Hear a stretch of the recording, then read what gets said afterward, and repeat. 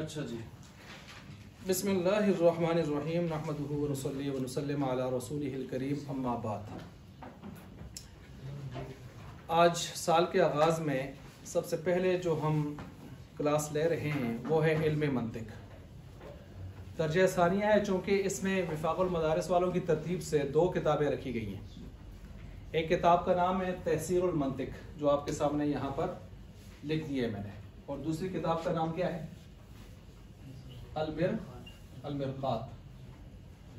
अलमिरकात। ये इसके बाद है इंशाल्लाह। ये उर्दू में है, वो किस में है? अरबी में है। ठीक है, वो अरबी में है। हमने अपने दौर में, हमारे दौर में 3 किताबें होती थी विफाकुल मदारिस में। तीसरी किताब होती थी, उसका नाम है ईसा गौजी।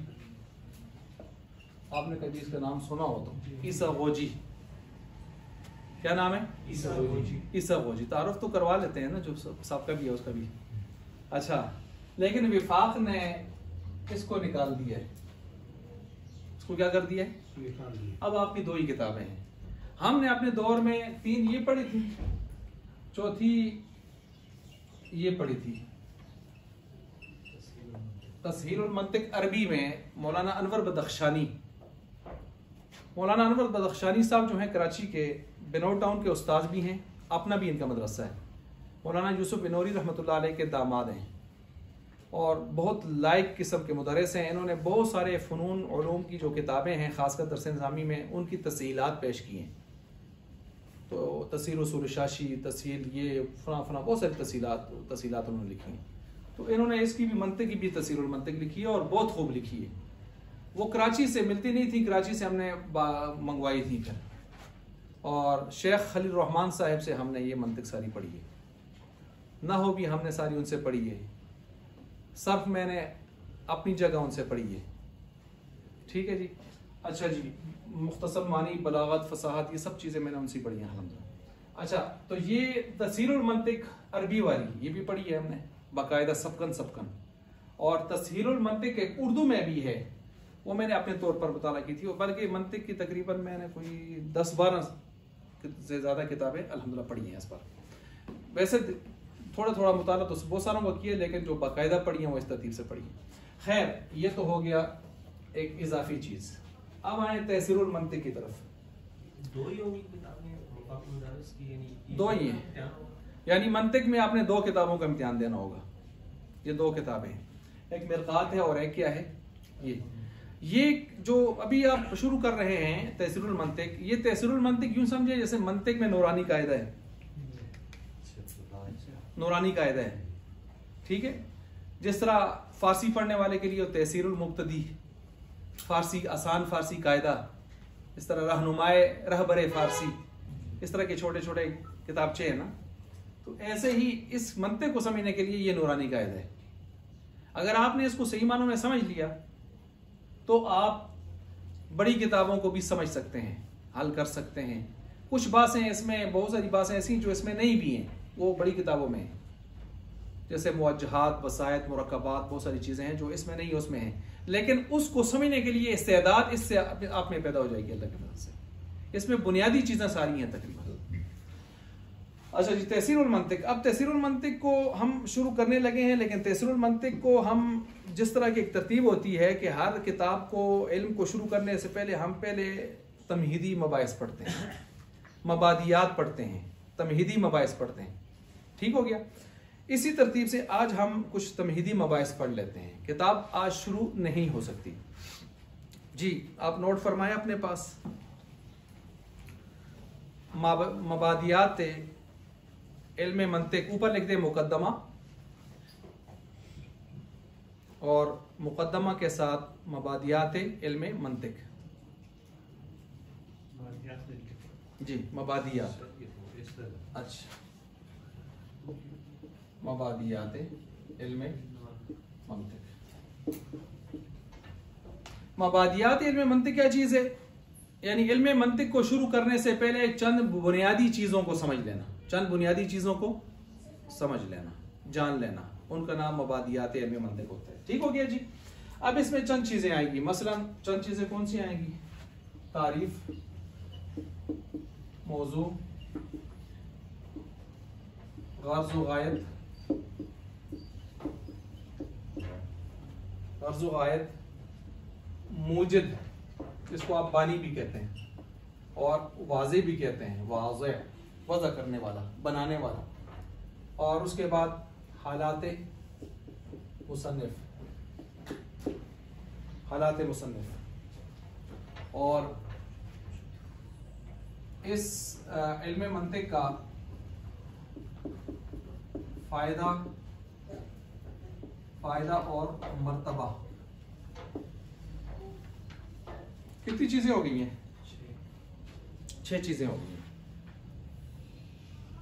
6 चीजें। अच्छा जी, इंशाल्लाह आपको बिल्कुल हलवा करके आप सिखाएंगे, ठीक है ना। और वो तो कौन सा सेमेस्टर है? दूसरा सेमेस्टर है, उसमें भी मंतिक मेरे पास है ना इस मरतबा। तो मैंने मेरे ख्याल से 2 हफ्तों में हमारी तकरीबन पौनी मंतिक हो गई है, तीसरी मंतिक, ठीक है। वहां तो फिर हमने सेमेस्टर के लिहाज से ले जाना होता है, लेकिन अल्हम्दुलिल्लाह समझ उनको आई है सही। 2017 आपने भी पढ़ाई थी, आपको भी पढ़ाई थी, बिल्कुल। अच्छा जी, तो बहरहाल ये चंद चीजें आ गई हैं। अब सबसे पहले आ गई है तारीफ। तारीफ अगर हम इसकी देखते हैं तो तारीफ इसकी क्या है? 2 तारीफें इसकी की जाती हैं। कितनी तारीफें की जाती हैं? 2। आप लिखें। अच्छा, मैं आपको एक किताब रेफर करूंगा जिसमें ये जो मैं आपको लिखवा रहा हूं आपको वो कुछ मिलेगा लिखा हुआ, इसलिए डॉक्टर साहब को परेशान होने की जरूरत नहीं। लेकिन जो मैं लिखवा रहा हूं वो आप जरूर लिखें, क्योंकि वो आपको इस तरतीब से नहीं मिलेगा। उसकी जो लिखवा रहा हूं इसकी मदद से आप उस किताब को अच्छी तरह समझेंगे। मैं उसमें से खुलासा बना के आपको लिखवाऊंगा। मसलन उन्होंने 2 तारीफें की हैं। अब 2 तारीफों में से एक तारीफ है अरबी में, सुन लें, उसका फिर मैं आगे। इल्मु युरफ़ु बिही तमयीज़ुल फ़िक्र सालिमी अस्सहीही अनिल फ़ासिदी। क्या मतलब है? कि मंतिक ऐसा इल्म है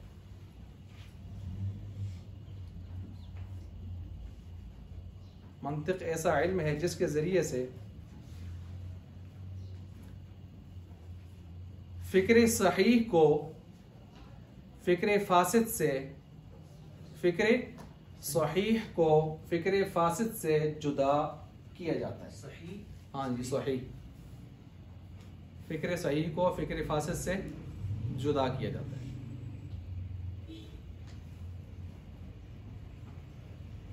सही हो गया? ये एक तारीफ हो गई। बाअल्फाज़ दीगर, दूसरी तारीफ जी, बाअल्फाज़ दीगर दूसरी तारीफ। मंतिक ऐसा कानूनी आला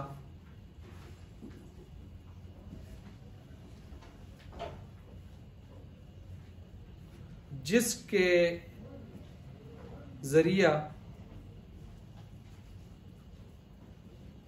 जहन को फिक्र में गलती से,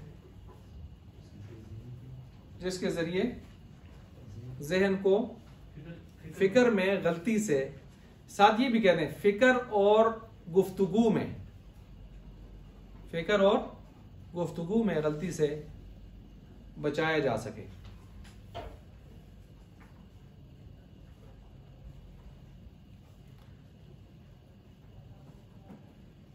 नोट कर लिया? अब इसको समझने के लिए जरा मैं 1-2 चीजें आपको बताता हूं। देखें, मंतिक, नहव, सर्फ, इनमें अगर आप जरा फर्क तलाश करना चाहें, मुझे बताएं, कलमा, कलाम और नुतुक फिक्र 3 चीजें हो गई। बोले, कलमा, कलाम, नुतुक फिक्र। नुतुक जुबान से गुफ्तगू और फिक्र दिल और दिमाग से। इनमें सर्फ का ताल्लुक किससे है? ना सर्फ, इल्म सर्फ कलमा से है। कलमा सीगा, कलमा सीगा से बास किस इल्म में की जाती है? सर्फ में। कलाम, पैराया, पूरा पैराग्राफ, इसमें ये जो कलाम है, कलाम के हवाले से गुफ्तगू किस इल्म से की जाती है? कलाम में गलती से बच सके, एराब सही लगा सकें, फाइल मफूल वगैरह सही बना सके, तो ये कौन सा इल्म बात करता है? लफ्ज, कलमा, सीगा, कौन सा इल्म बात करता है? ये आपने अपने पास समझना भी है, लिखना भी है इसको। और तीसरी चीज है मंतिक। मंतिक किससे बात करती है? मंतिक कलमा कलाम से नहीं बात करती। कलमा कलाम मजबूरी होती है कि उसके बगैर हमारा मामला चलता नहीं है, अल्फाज के बगैर हमारा मामला चलता। मंतिक मफहूम से बात करती है। किससे बात करती है? मफहूम से। ये तो साथ में भी लिखे हैं, नुनाव को भी और साथ मंतिक भी। हाँ, वो आपके इल्म में इजाफा हो जाएगा। मंतिक किससे बात करती है? मफहूम से, कि इसका ये मफहूम कुल्ली है, इसका ये मफहूम जुजी है, इसका मफहूम जिन्स है, नौ है, फसल है। इस तरह के बातें कौन करता है? इल्म मंतिक। और आसान कर दूं तो यूं समझें कि मंतिक से आप किस गलती से बच सकते हैं? दो किस्म की गलती से। नंबर एक फिक्र की गलती से, नंबर दो गुफ्तगू। अभी आपने लिखा ना, ठीक है। अब इसको मैं यूं कह सकता हूं, नुतुक की दो किस्में हैं। नुतुक का माना वैसे क्या होता है? बात करना। नुतुक का क्या माना होता है? बात करना। ये बात दो तरह की होती है, बात करना, गुफ्तगू करना। बात करना, गुफ्तगू करना। ये बात दो तरह की होती है, सुने, जाहिरी, बातनी। जाहिरी का मतलब ये है कि आप जाहिर जब बोलते हैं, आपकी जुबान हिल रही है, मुंह हिल रहा है, तो ये जाहिरी गुफ्तगू हो रही है। इसमें भी गलती से आप बचें, लेकिन इसमें गलती से बचेंगे तब जब आप किससे बचें? एक गुफ्तगू आपके अंदर भी हो रही है, आपका दिल और दिमाग आपस में भी क्या कर रहा है? गुफ्तगू कर रहा है कि मैं ये बात करूं ना करूं, तोल रहा है, सोच रहा है। फिर उसके कोई अक्लमंद वो होता है जो सोचता है, तोलता है, फिर और जो वैसे बोलता रहता है वो फिर कहता है काश कि जुमले में ना बोलना। ऐसे ही है ना।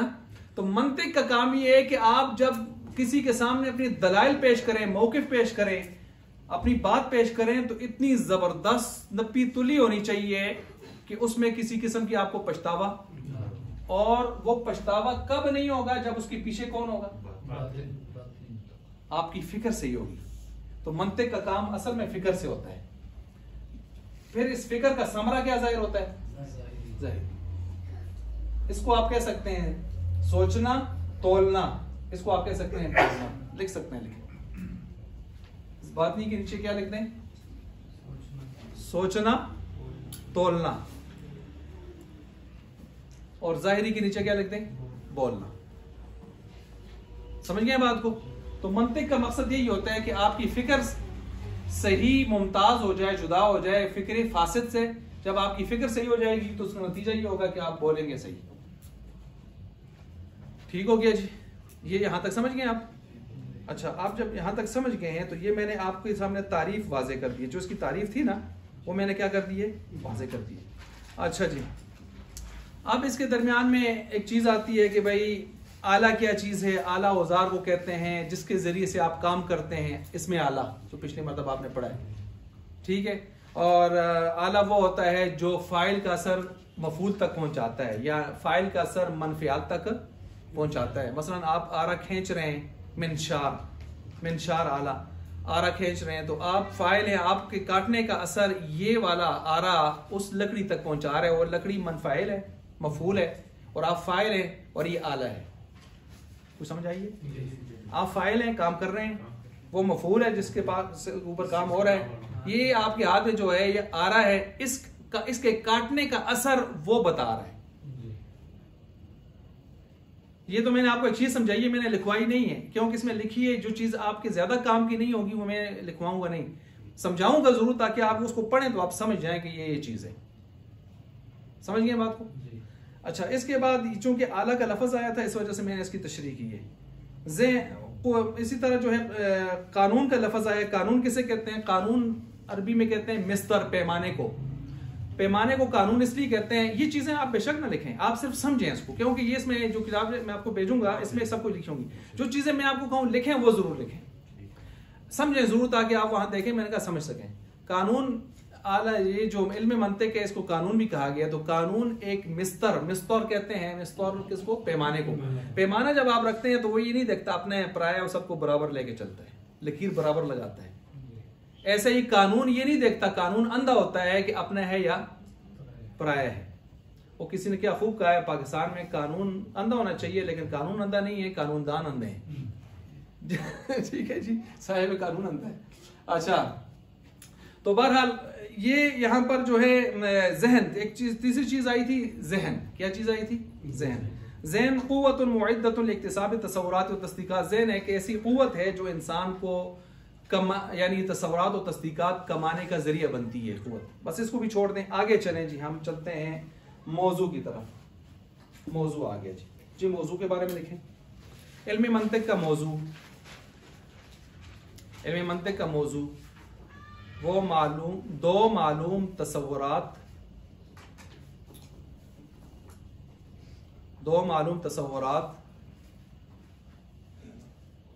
या दो मालूम तस्दीक़ात जिनको मिलाकर एक नामालूम तसव्वुर या नामालूम तस्दीक हासिल की जाए। एक नामालूम तसव्वुर या नामालूम तस्दीक हासिल किया जाए। लिख लिया? ये दो जो मालूम तसव्वुरात और तस्दीकात आपने लिखे हैं ना, यही मौजू हैं। यही क्या है? मौजू है। अच्छा, इन दो मालूम तसव्वुरात और तस्दीकात का दूसरा नाम, इन दो मालूम और तस्दीकात का दूसरा नाम और तस्दीकात का दूसरा नाम, मालूम तसव्वुरात और तस्दीकात का दूसरा नाम माक़ूलात सानिया है। माक़ूलात सानिया। माक़ूलात सानिया। इन्होंने चूंकि 2-3 मौजू बताए हैं ना, तो मैंने उनको इकट्ठा कर दिया है। 3 मौजू बताए, मैंने उनको इकट्ठा करके आपको एक मौजू, उसमें सारा कुछ, उसमें जो है सुगड़ के आ गया सारा, उसमें सिमट के आ गया। दो मालूम तसव्वुरात या दो मालूम तस्दीकात जिनको मिलाकर आप एक नामालूम को हासिल करें, ये दो मालूम तसव्वुरात और तस्दीकात क्या बन जाते हैं? इल्म का मौजू। और इन्हीं का दूसरा नाम माक़ूलात सानिया है।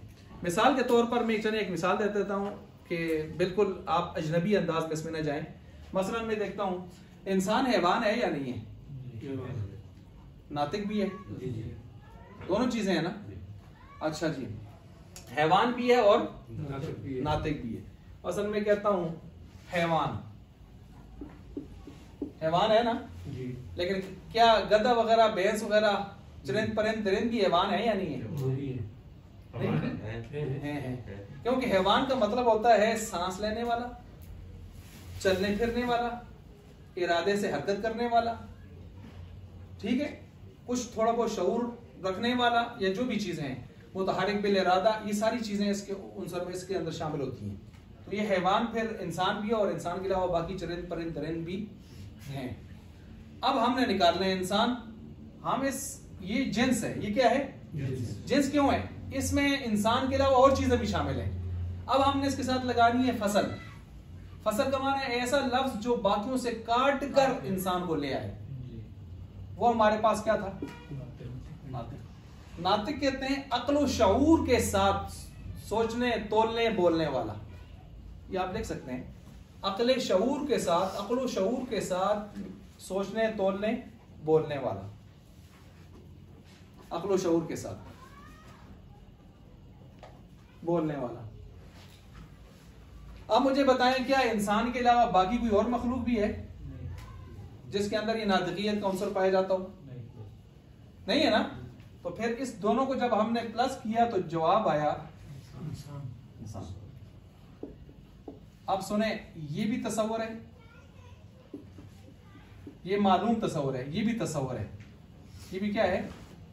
तसव्वुर है। ये हमें मालूम थे दोनों, ये नामालूम था। तो दो मालूमों को मिलाया तो खुद ब खुद क्या निकला? एक नामालूम। क्या नाम है उसका?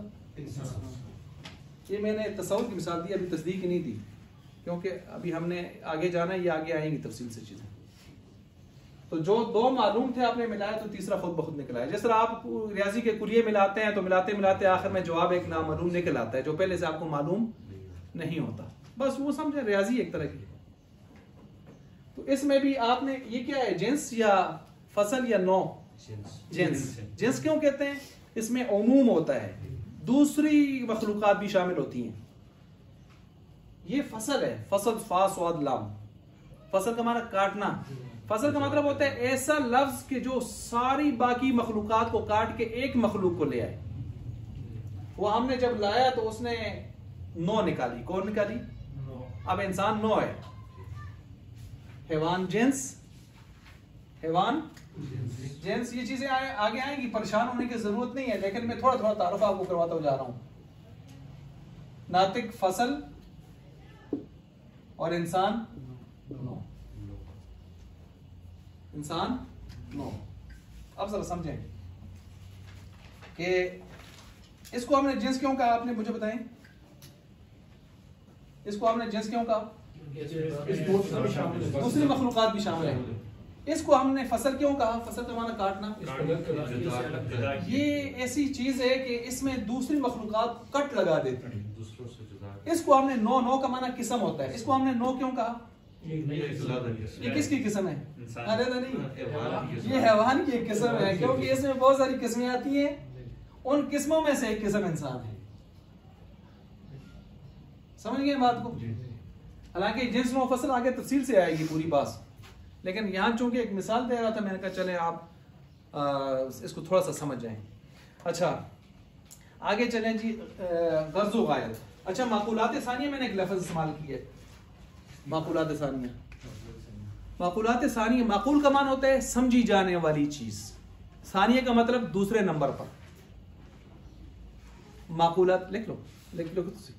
माकूल का मतलब समझी जाने वाली चीज और सानिया का मतलब दूसरे नंबर पर।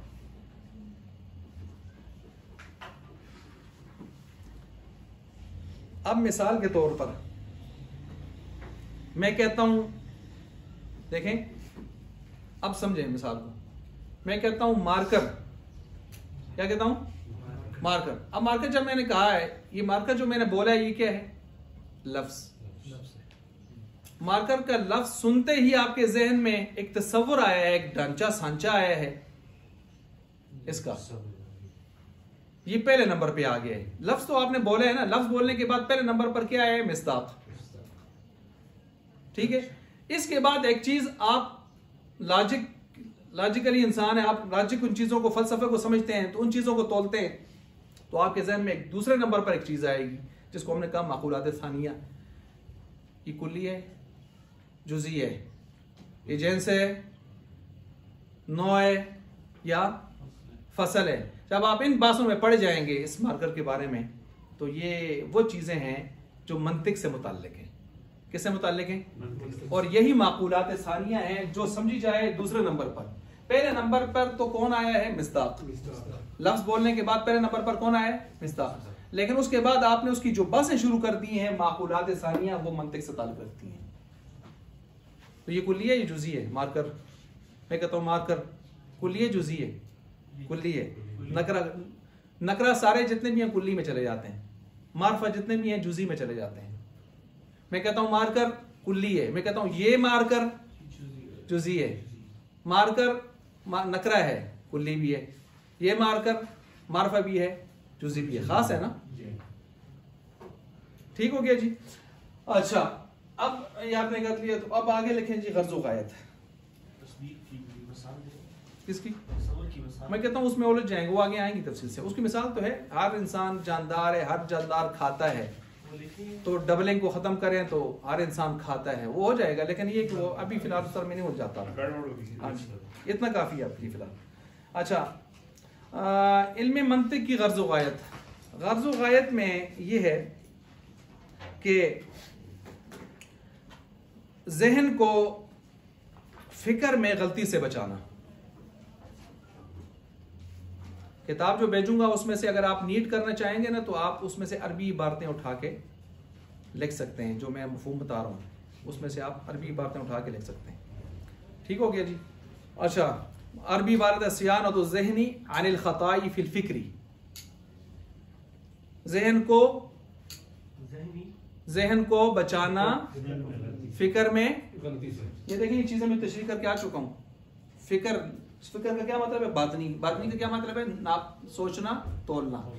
सोचने तोलने बातनी में आप फिक्र में यानी गलती से अपने दिमाग को बचाएंगे तो ये बचाने वाला इसकी गर्ज़ गायत है किसकी? इल्म मंतिक। मंतिक इसलिए पढ़ते हैं कि आप फिक्र में गलती से बच सकें, फिक्र में गलती ना करें आप।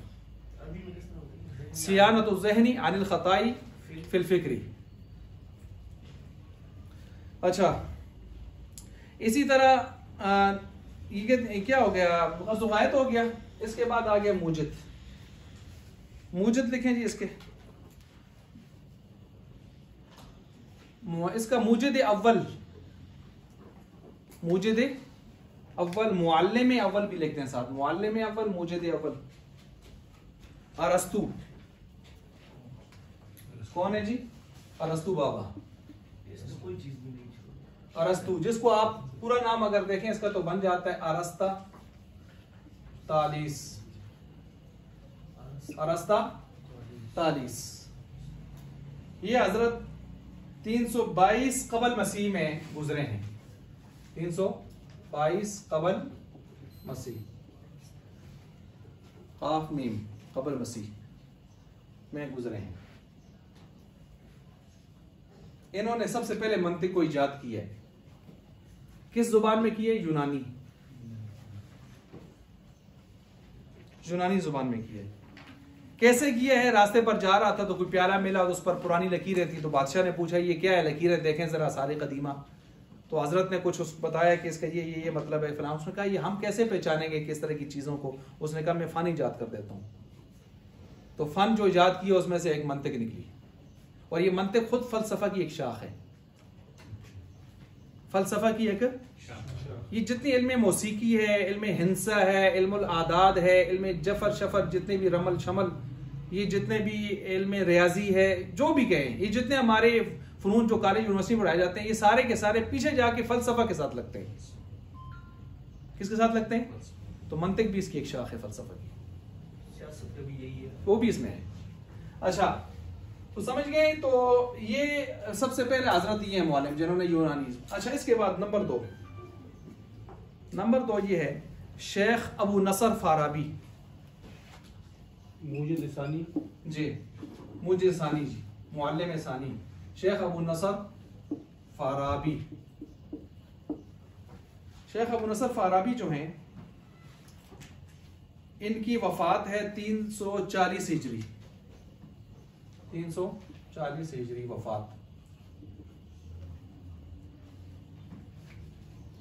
इन्होंने 114 किताबें लिखी हैं। कितनी किताबें? 114। और ये वो शख्स हैं जिन्होंने सबसे पहले यूनानी जुबान से अरबी जुबान में मुंतकिल किया मंतिक को। यूनानी जुबान से अरबी जुबान में मुंतकिल करने वाले ये हैं। मुअल्लिम सालिस, ये यूनानी और अरबी दोनों में माहिर थे बहुत ज्यादा। अच्छा, मुअल्लिम सालिस वो हैं शेख बू अली सीना, शेख बू अली सीना। ये मेरे ख्याल से अतीक रहमान साहब इनको बहुत समझते होंगे। अच्छा, शेख बू अली सीना जिनका लक़ब है शेखुर रईस। लक़ब क्या है इनका? शेखुर रईस। शेख भी माहिर और रईस भी बड़े हजरत।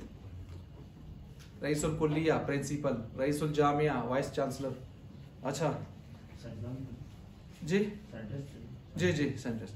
अच्छा, ये बू अली सीना, इन्होंने क्या किया है, जब अलाकू खान वगैरह ने उनके हमलों से मुसलमानों के इल्मी तरका बहुत सारे नापैद हो गए, ज़ाया हो गए, तो इन्होंने फिर से उलूम अक़लिया को नया फिर वजूद बख्शा। और उलूम अक़लिया, ये उलूम अक़लिया में है ना, मंतिक इसमें है, नक़लिया में नहीं है, अक़लिया में है। और फ़लसफ़ा की क्या है? शाख है। ठीक हो गया? तो इन्होंने फिर नए सिरे से इल्म उलूम अक़लिया को, मंतिक को, फ़लसफ़ा को, इन चीज़ों को फिर नए सिरे से तरोताज़ा किया और अरबी ज़ुबान में बहुत बड़ी मीरास छोड़ी इन्होंने। साइंस वगैरह जो भी चीज़ें सारी इसमें आ गई। लिख लिया जी। ये इनकी जो विलादत है वो 373 हिजरी है। इनकी विलादत क्या है? विलादत 373 हिजरी। वफात इनकी बनती है, वफात इनकी है 427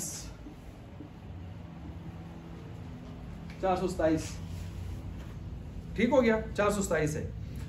अच्छा, इल्म ये तो हो गया मुअल्लिम सालिस के एतबार से। अब इसके बाद जो है इल्म मंतिक का कौन है जी, मकाम और वो चीज़ें और हालात मुसन्निफ है। इल्म मंतिक का मकाम हम पहले थोड़ा सा देख लेते हैं। इल्म मंतिक का मकाम जी आप देखें, मौलाना अशरफ अली थानवी फरमाते हैं, मौलाना अशरफ अली थानवी रहमतुल्लाह अलैह, हम जिस तरह बुखारी में के पढ़ने में अजर सवाब समझते हैं, तो नेक नीयत की वजह से हम मंतिक में भी इतना ही सवाब समझते हैं। यानी ये असल में इजाला की है कि जितना बुखारी में हम अजर सवाब समझते हैं उसको बाइस सवाब समझते हैं, बाइस सवाब समझते हैं, तो हम इसको भी अजर सवाब से खाली नहीं समझते। क्या मतलब, ये कुछ लोगों ने कहा ना अकली उलूम है, इंसानों की बनाई हुई बातें और आप पढ़ रहे हैं, इस पर कौन सा सवाब है? तो कहा जब आपका अज़म नेक हो ना कि आपने दीन की सरबुलंदी के लिए काम करना है, तो आप मंतिक पढ़ के भी अजर सवाब पा सकते हैं। ये कैसा जो कहा है अशरफ थानवी। इमाम गजाली कहते हैं मल्लम यारिफिल मंतिक़ फला थिक़त लहु फिल उलूमी असला, जिस आदमी को मंतिक नहीं आती उसका इल्म कभी पुख्ता नहीं हो सकता। इमाम गजाली, जिस आदमी का को मंतिक नहीं आती उसका इल्म कभी पुख्ता नहीं हो सकता। शेख बू अली सीना कहते हैं अल-मंतिक़ु निअमल औनी अला इदराकिल उलूम कुल्लिहा, वो कहते हैं शेख बू अली सीना, मंतिक तमाम उलूम के हासिल करने में बेहतरीन मददगार है। मंतिक तमाम उलूम के हासिल करने में बेहतरीन मददगार है। लिख लिया जी, मंतिक तमाम उलूम के हासिल करने में बेहतरीन मददगार है। इंतजार में है?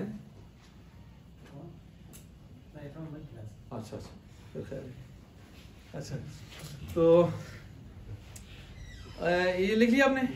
अच्छा जी, शेख मोहम्मद इब्राहिम, शेख मोहम्मद इब्राहिम कहते हैं अल-मंतिक़ु लिल-उलूम वल-फ़ुनून, जी अल-मंतिक़ु लिल-उलूम वल-फ़ुनून कमसल इस्तिमाद लिल-हुक़ूल, कहते हैं मंतिक उलूम के लिए इस तरह है जिस तरह के खेती में खाद,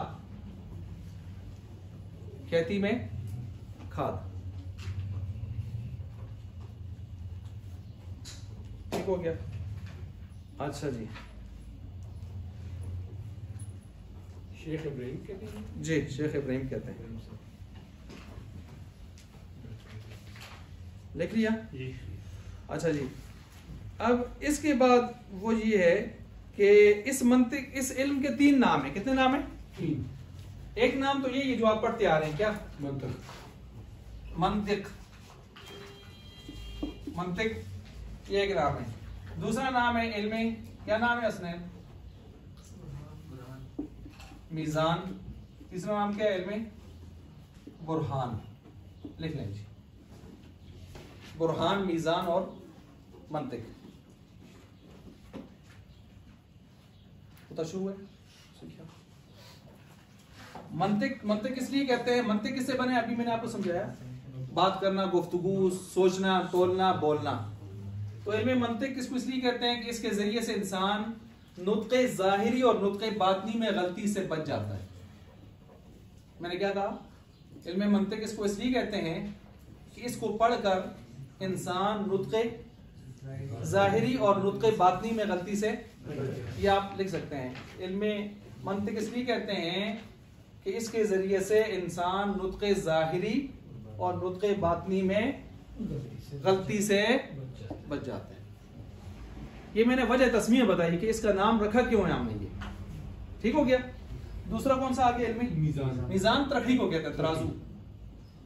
इसको इल्म मीज़ान इसलिए कहते हैं कि इसके जरिए से हम सही और गलत फिक्र को तोलते हैं,